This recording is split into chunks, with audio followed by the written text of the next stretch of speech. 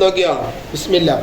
അപ്പൊ നമ്മൾ നോട്ട് ബുക്കിൽ ഇന്ന് ഉസ്താദ് ഈ രണ്ട് മോഡലാണ് എഴുതുന്നത്. ഇതെന്താ വായിക്കണമൊക്കെ അറിയില്ല. ഫത്ത ഇട്ടാല് എന്താ വായിക്കുക? ഒന്നുമില്ല. ഞാൻ എന്താ പറയാ? സൂപ്പർ.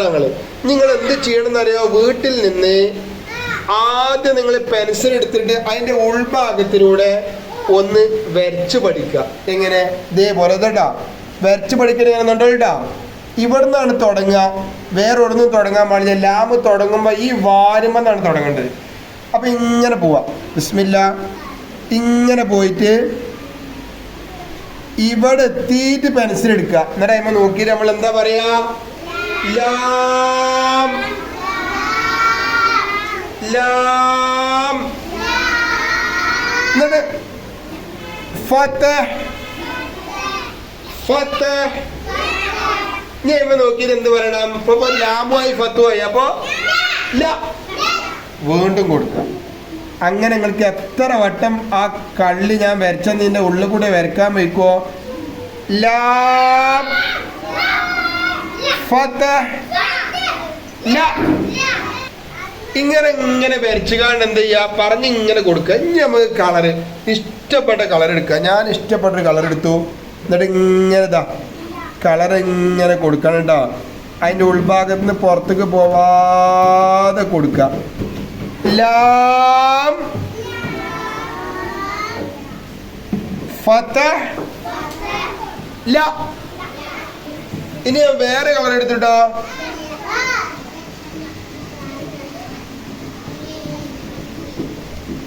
ലാം ഫതഹ് ല. ഇനി വേറെ കളർ എടുത്തിട്ടോ. നിങ്ങൾക്ക് ഇഷ്ടമുള്ള കളർ എടുക്ക. ലാം ഫതഹ് ല. ഇങ്ങനെയാണ് കൊടുക്കേണ്ടത്. എന്നിട്ട് പിന്നെ നമുക്ക് ഇനി തൊട്ടടുത്ത് ലാം ഒരു അക്ഷരമില്ലേ, അതും ആദ്യം നിങ്ങൾ പെൻസിൽ കൊണ്ട് ഉൾഭാഗത്ത് കൂടെ ഇങ്ങനെ വെച്ചു നോക്കുക. ലാം ലാം. എന്നിട്ട് നിങ്ങൾക്ക് ഇഷ്ടമുള്ള 3 കളർ കൊടുക്കുക. ഓക്കെ, അതാണ് ആദ്യം ചെയ്യണത്. അപ്പൊ ഇതിങ്ങനെ വരച്ച് കളർ കൊടുക്കുമ്പോൾ ഇതിന് പഠിയണം. ല ലാം എന്ന് നമുക്കൊന്ന് പഠിയണം. പഠിയില്ലേ? ഇൻഷാ അല്ലാ.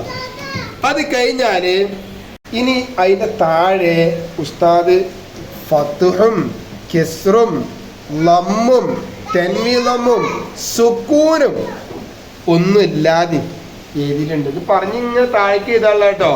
ഒരു വരി വിട്ട് ഇങ്ങനെ വൃത്തിയാക്കിയിട്ട് പറഞ്ഞിങ്ങനെ എഴുതിക്കൊണ്ട് ഇതൊന്ന് വായിക്കും. എൻ്റെ കൂടെ വായിക്കും ഉറക്കനെ. വീട്ടിൽ കേട്ടോട്ടോ കേട്ടോ. ല നീട്ടാൻ പാടില്ല. ല ലി ലോ ലോൻ. സുക്കൂൻ ഇട്ടപ്പോ വേറൊരു അക്ഷരം പാടി ഒപ്പം കൊടുത്തിട്ടുണ്ട്. എന്താ അറിയോ? ഒറ്റക്ക് പറയാൻ വയ്ക്കൂല. അപ്പൊ എങ്ങനെ പറയാ? ഒരു ആ കൊടുത്തിട്ടാണ് ലാമിന് സുക്കൂനുണ്ട്. എങ്ങനെ പറയാ അറിയോ? അൽ അൽ. ഒന്നുകൂടി അൽ.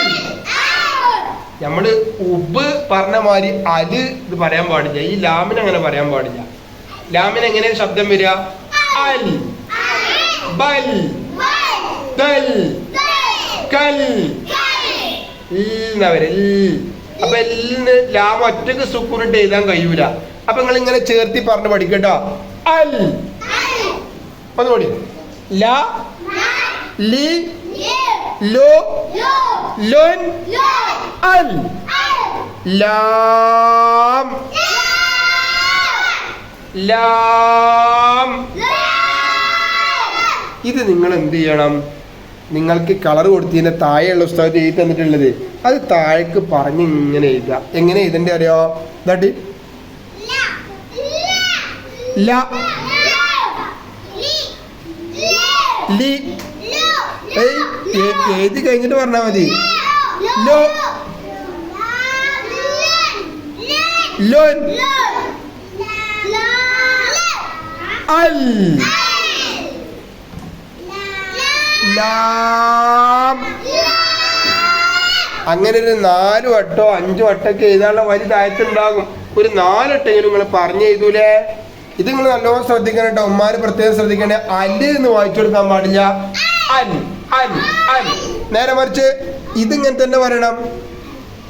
ബാമ സുക്കൂനിട്ട ഉബ് ഉബ് അങ്ങനെയല്ലേ പറയാ ഉബ്.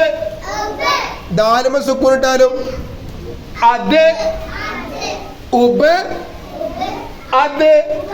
നഞ്ഞി ലാമ സുക്കൂനിട്ടാലോ അപ്പൊ അല് പറയാൻ പാടില്ല. അൽ അൽ നോക്കി.